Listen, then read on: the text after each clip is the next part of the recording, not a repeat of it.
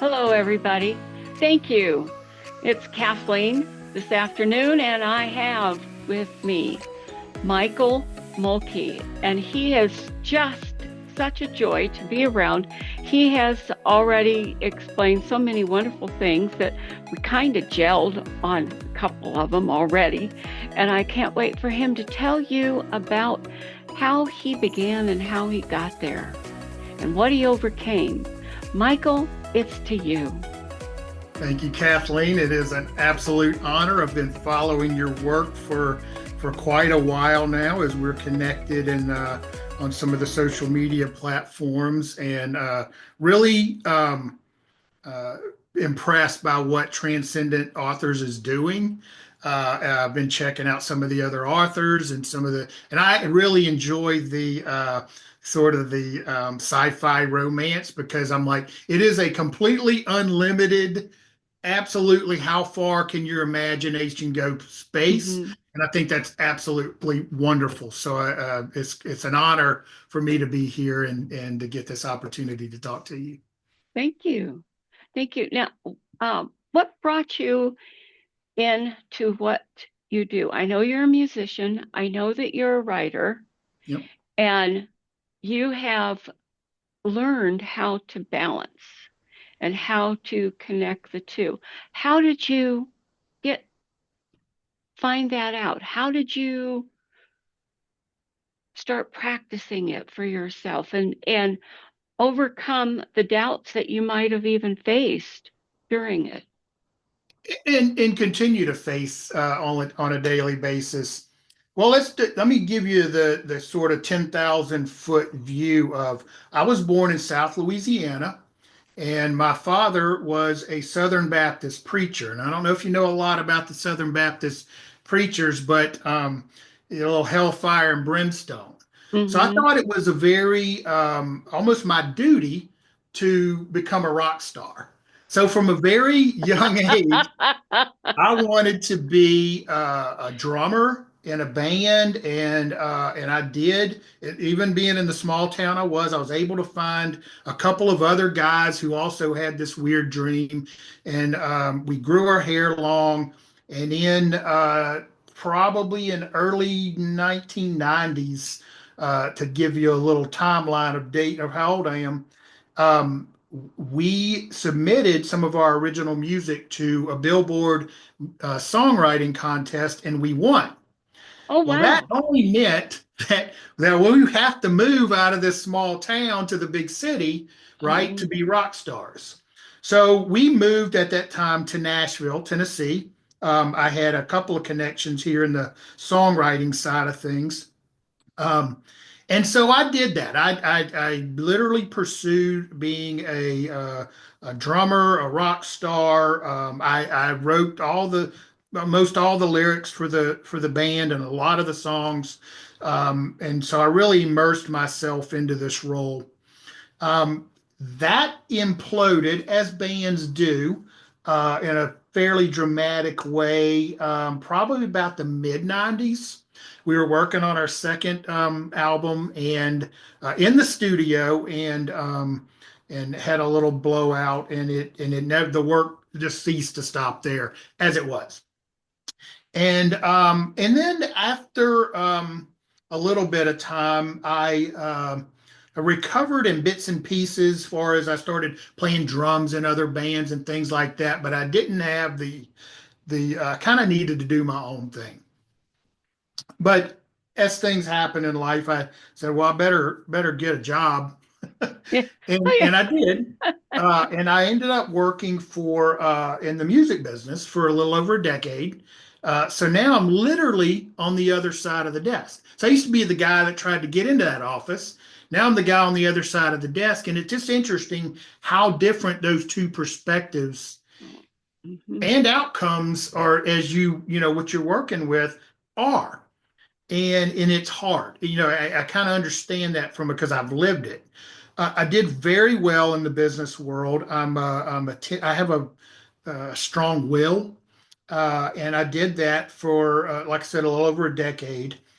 And then in the late 90s, a yogi from India uh, came to Nashville, Tennessee and he did a talk. He had never been to the States before, and his English wasn't great, but I was at that talk. I couldn't connect. I could connect all the dots after the fact, but I was there, and we had a an interaction. Uh, then fast forward 10 years, I'm in India, sitting on top of a mountain like this, and right, like how did this happen? When I came back to the States, this would have been around 2010. Um, Everything just started changing. Like everything in my life got on fast forward because I couldn't have never told you then that I would end up doing this kind of work. Um, and as it's progressed, and I've worked for myself ever since, um, I have really been in the human potential business because he's given me a glimpse. Um, and now if I would have known then what I know now, right? Mm-hmm. Um, I've kind of understand how this works and how we really govern ourselves through conditioning and Mm-hmm. limiting ourselves in different ways. And because he's kind of blown those doors off, it's given me the ability to see that there's more in all of us. Whether you want to heal, whether you want to grow your business, whether you want to just really delve into the noetic realm and create, there's typically something there, and you could Mm-hmm. say it's security or safety or whatever it is, but it's really just familiar. And so and as artists and writers, we want to push those bounds a little bit, especially with our new competition, artificial intelligence. It's a different game. Mm-hmm. So that kind of got me here, got me to doing what M Evolver is about, and it's fun. I still delve in music quite a bit. Write. I love to write. I love to write what I like to write. I don't love to write for business type things. Yeah. So you'll kind of see a pish posh of the two crammed in because I want to do a little, shake it up a little bit. Um, but anyway, that gives you an idea if you imagine this wild child, long black hair, rock and roll star, and then you fast forward to a guy in a business suit with bald, and he's bald, to a yogi. I just kind of pull these three aspects into the business, and then I've kind of put a structure around it that allows people to safely go beyond their current limitations without being pushed or forced. We don't do any of that here. It's a safe, conducive environment. But once you're there, once you kind of see how this works, you can start to play. You can start to Oh. play a little bit and push those limits, and again, in a very safe, comfortable way. Do you have people working with you I as do. as a team? Now, I have people that work with me. They do not do what I do.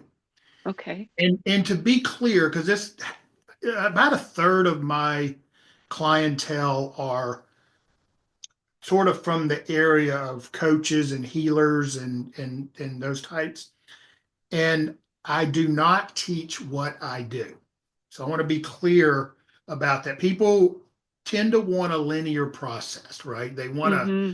want me to come and go, here's the recipe to make the cookies. This isn't what this is. This is what do you want to do? And let's get clarity and focused around that. Now that might, if it were a linear process, and it's Mm-hmm. not, let me be clear, this is the recipe that MEM Evolver, I would say, sort of the recipe that makes it work. I would say you need to heal, Mm-hmm. you need to evolve past your current station Mm-hmm. and you need to ignite what it is.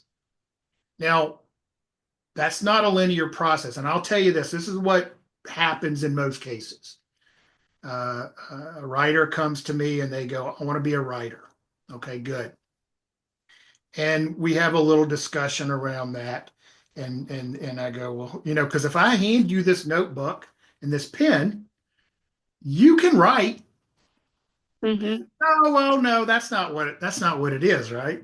Well, I Mm-hmm. want the little cabin on the hill by the lake, and I'm Oh sipping no, wine. I want the mountain, The the mansion on the mountain. I have a little brook flowing outside. I'm not worried about anything because I have $1 million in the bank, right? Mm-hmm. And I'm not saying that's everybody's vision, but there's some version of this, right? Mm-hmm. And so we need to do a little bit of unpacking and a little bit of healing around what this is. But they're coming because they're trying to get something. Might want to grow Yes. their business. They might want to whatever it is. Doesn't matter. It's all perfectly fine with me. We have to start where you're at because you can't start anywhere else. This is a myth. If you Exactly. think you're, yeah, where exactly where you, and sometimes it's not where you think you're at, right? And this is where the work comes in. This is where we bring in some of the deeper work, and we can check to see if there's any distortions in this, computer up here, because there may Mm-hmm. be that are preventing you from not achieving what it is you want. So it's a process and it looks a little different for everybody. I've had several marketers try to pin it down and put a recipe to it. And they interview people that's worked with me and they come back and they're still scratching their heads. They're like, well, this lady had, was diagnosed with a brain tumor, and this lady over here is an author or a poet, and this lady over here wants to do. She has 7 businesses she's running at various levels, and it for me, it's like let me find out where you are, Mm-hmm. and then let's start kind of moving out, and in during a session, like right now, it's like we're having a beer. We're just talking, Mm-hmm. right? You don't want to hear all my crap, right? You want to hear, let's just talk. And that's what we're doing. But during a session, I really back into the role of facilitation. Okay. You're having a conversation really with a deeper part of yourself, Mm-hmm. right? And we can, if we start naming it, we'll be here forever. But you're going to have this conversation, and we're going to see if these two parts are in agreement. And if they're not, we'll use the word balance, right? We're going to balance. And what we're looking for, ideally, and I verify all this, um, is what we call, if we're being scientist about it, a whole brain state. Okay. And that means both your hemispheres are fully online. Now, again, we're not talking to neuroscientists, we're talking to writers, but you understand you want to use your full potential, all right, and not just be operating from. It's almost like having blinders on. Exactly. Yeah. So we go through this, and again, it can take various um, forms, and depending on who I'm working with. Somebody recently said, because this does come up quite a bit, well, is this spiritual? And I'm like, it is 100% spiritual. It is 100% not religious. It doesn't Exactly. matter. It does not matter. Energy isn't like that. It doesn't work like that, right? It's not analytical. It's So like, would you say it's like immutable law? There's an immutable law. When you give, you get. correct. When you drop something, it's going to fall. It's not That's going to right. go That's up. right. Yep. And somebody's faith is not should not be labeled a religion because it's a personal belief. Right. and it's a personal relationship with whoever it is that they worship. Right. And that's that again, everybody I know, even an atheist, has somebody that they look up to. Oh, absolutely. Absolutely. So, somebody has to believe in somebody, and that is an immutable law because we're human. That's right. That's right. I think Marianne Williamson explained this once. She said it, I'm not magic because I understand that if I drop this pin, it's going to fall. Just that I understand how gravity works, Hmm. right? And it's sort of like that, right? But it's not a logical, it, there's an aspect of it that's logical, but it's what's going to happen, the transmission that's going to happen, it's not logical. It's more Exactly. energy, right? Now you're evolved and you and people do, and then you would try to explain it to somebody, and I could try to explain to you what happened to me on top of that mountain in India.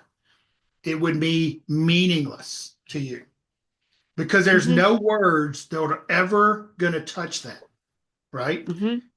At the same time, if I were to tell you what's going to happen in a session, I could literally, you're either going to be disappointed because that didn't happen the way you Yeah. thought it was going to happen, right? Uh-huh. Or you're going to, it's if it got beyond that, you would pull it back, you would throttle it. Hmm. Because again, your mind is your subconscious mind is always trying to look around corners to see if there's a lion back there, right? Or a tiger that's going to get you. And it will make up things. It's not a bad thing. We kind of tend to want to villainize these things. It's to keep you safe, Hmm. right? Hmm. So what we want to do as writers, you want to go beyond that those limits of what's been done. Yes. Yes, and that's why if you I did a speech on um, Agatha Christie and her impact, and I also did one on Star Wars and the Mhm. impact that Oh yeah. the Star Wars had on the world, the movie, music, acting, um, and in society. And the Right. same thing with Agatha. Uh, she's still the top seller of anybody. Hmm. And she is also the queen of mysteries.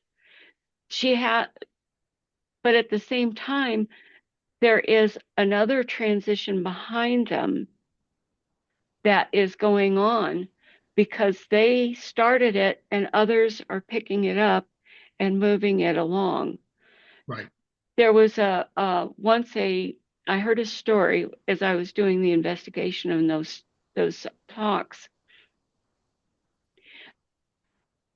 A young man, he was probably about 8 or 10, and he was watching Star Trek, and he was just fascinated with the tricorder and their first communication device when it first came out. And he says, I'm going to make that. And he did. He made the first flip phone. Wow. And that is what can happen when, like you said, those two sides come together and you allow it to flow. We, I think part of what you're saying is you show us how not to fight it, but to embrace it. Right. And I kind of I actually with the article I submitted, I talked a little bit about this. And really what we're as an artist, if we're there's the entrepreneur side of things, but that's more like let's get it and put it in a bento box and figure out, but let's just talk about the actual creative process.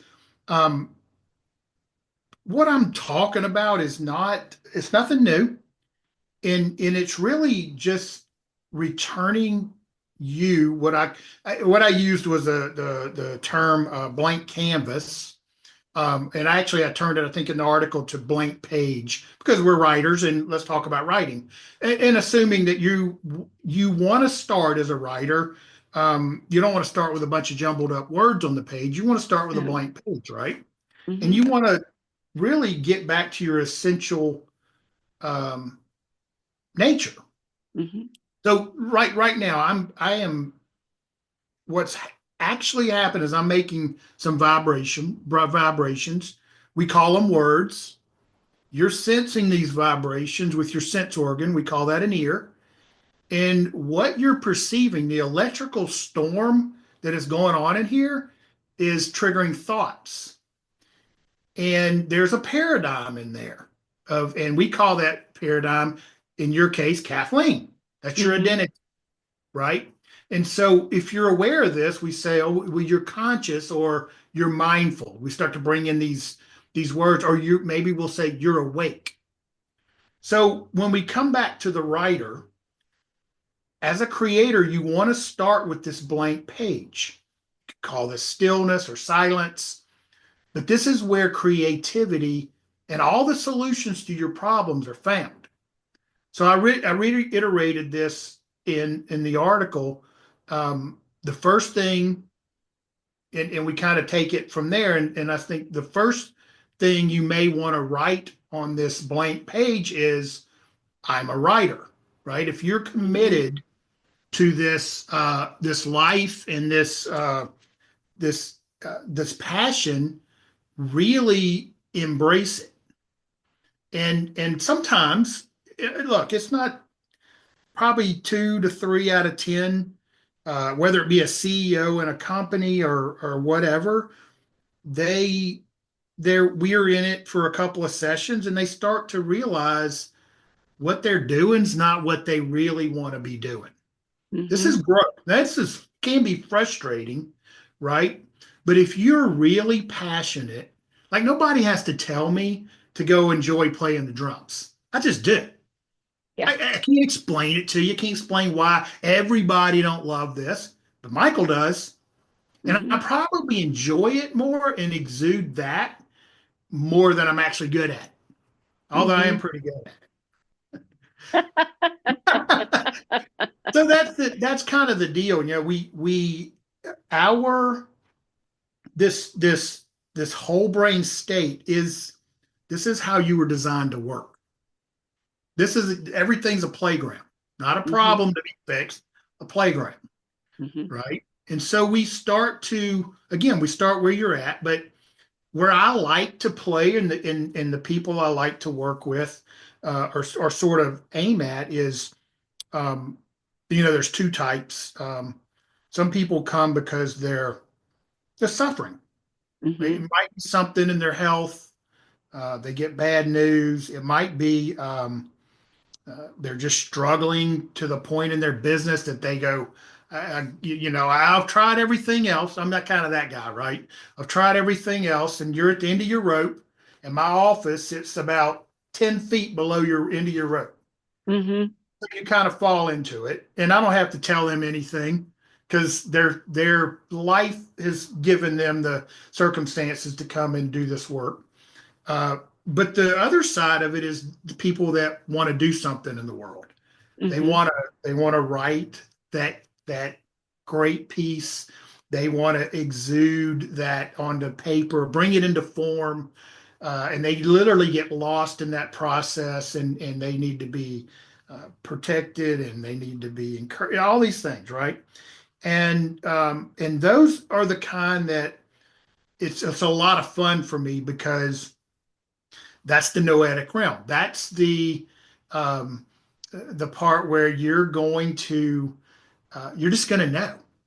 You're going to know that you know that you know, right? Mm-hmm. And that's going to make all the difference in the world. You're not going to ask your spouse or your partner or whoever, is this good? Because that doesn't matter what they think anymore. And Mm-hmm. if you're writing from that space, the world will catch up, right? Yes. You're Uh-huh. not bending to the world's will. And that's different than the entrepreneur, right? The artist and the entrepreneur get a little conflict. the entrepreneur, the creator basically goes, "Hey, I've created something here, world. Do you want it?"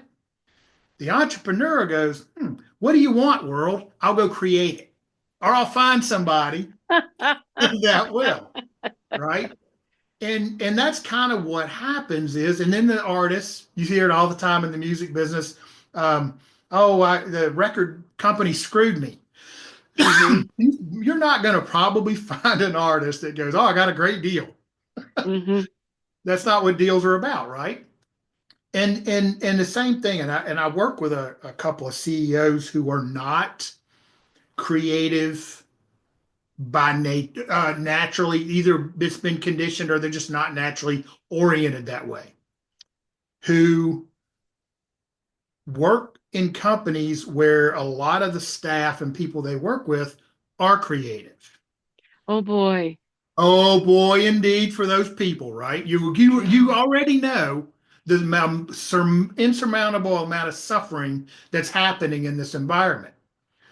So what happens is, and what's happening is this, and it comes out in just weird ways. We're humans, and we don't understand. It just comes out weird.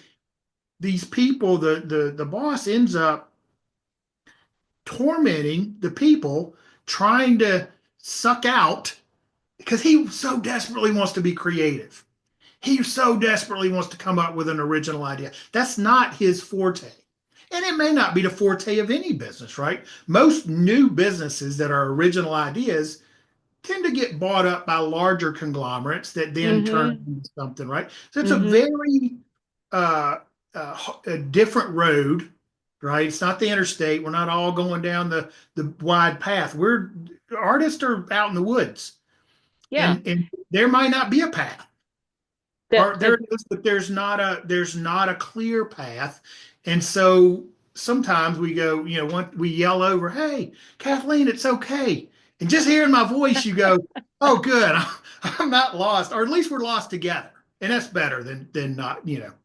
So anyway, that I can yammer about yeah. this all day, and I don't want to. Well, I do want to say one thing that I have been in situations like that where you have somebody where I have not been creative and time in my life where it was all numbers. I was a statistical analyst for over 20 years, Right, and it's hard to be creative in that environment. But I had creative friends, and we balanced each other.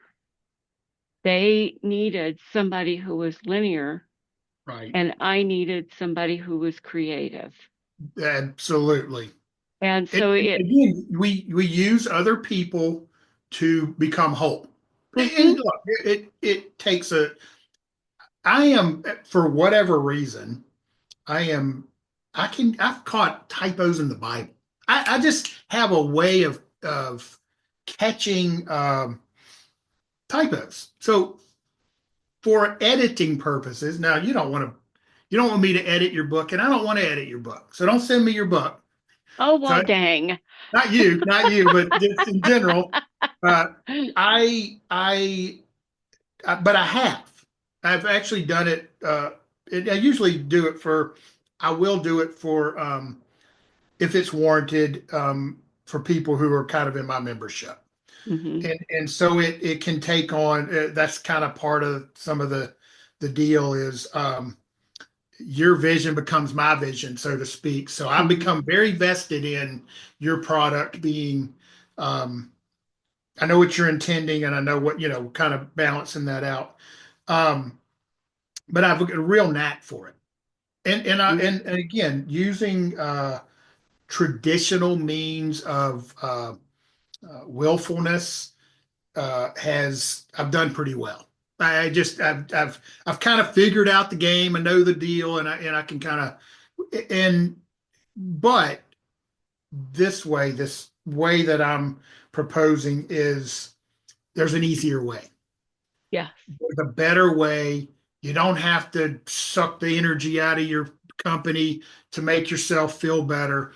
I can help you feel better, and you can let them go create, and you're going to be way more satisfied with the Yeah, results. exactly. And so it's a win-win. Um, but yeah, I think I mean, we could have a series of Yeah. talks about the left brain and the right brain Yeah. and all of that. But it's fascinating to me. Yes. It is to me too. Uh, Anything to do with the mind and growth and to see people healed is is just fascinating to me.